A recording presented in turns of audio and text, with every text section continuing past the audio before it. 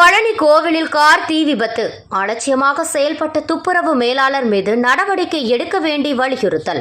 திண்டுக்கல் மாவட்டம் பழனி அருள்மிகு தண்டபாணி திருக்கோவிலில் கேரளாவில் இருந்து சுவாமி தரிசனம் செய்வதற்காக தண்டபாணி நிலையம் வருகை தந்து அறை எடுத்து தங்கி காலையிலேயே தரிசனத்திற்கு கோவிலுக்கு சென்றுள்ளனர்.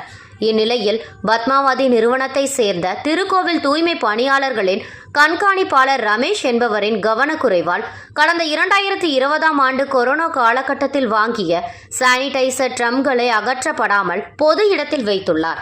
இதையடுத்து அந்த கேன்களை எவ்வித பாதுகாப்பு கருவிகளும் இல்லாமல் முருகன் மற்றும் பிச்சைமுத்து என்ற தூய்மை பணியாளர்களை வைத்து அப்புறப்படுத்த முயன்ற பொழுது திடீரென்று தீப்பிடித்து ஏற்பட்டது. இந்த விபத்தில் தூய்மை பணியாளர்கள் உடலில் தீக்காயம் ஏற்பட்டு சிகிச்சைக்காக மருத்துவமனையில் அனுமதித்தனர். மேலும் அருகில் இருந்த கேரள பதிவு எண் கொண்ட கார் மளமளவென தீப்பற்றி எரிய தொடங்கி கார் முழுவதும் தீயில் கருகினர். கார் வெடித்துவிடும் என்ற அச்சத்தில் அங்கிருந்த பக்தர்களும் பொதுமக்களும் மொட்டை அடிக்கும் பணியாளர்களும் அந்த இடத்தை விட்டு ஓடினர். விரைந்து வந்து தீயணைப்பு துறையினர் தண்ணீரை பீச்சு அடித்து தீயை அணைத்தனர். நீண்ட நேரமாக தீயை அணைக்க முடியாமல் போராடினர்.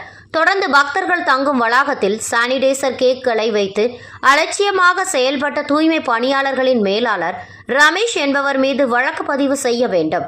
மேலும் பக்தர்கள் தங்கும் வளாகத்தில் தூய்மை பணியாளர்களுக்கு அறை ஒதுக்கீடு செய்யக்கூடாது, தூய்மை பணிகளுக்கான உபகரணங்கள் தங்கும் வளாகத்தில் வைக்க கூடாது உள்ளிட்ட பல்வேறு கோரிக்கைகளை பக்தர்கள் வைத்து வருகின்றனர். மேலும் பாதிக்கப்பட்ட தூய்மை பணியாளர்களுக்கு உடனடியாக பத்மாவதி நிறுவனத்தின் மூலம் நிவாரணம் வழங்க வேண்டும்.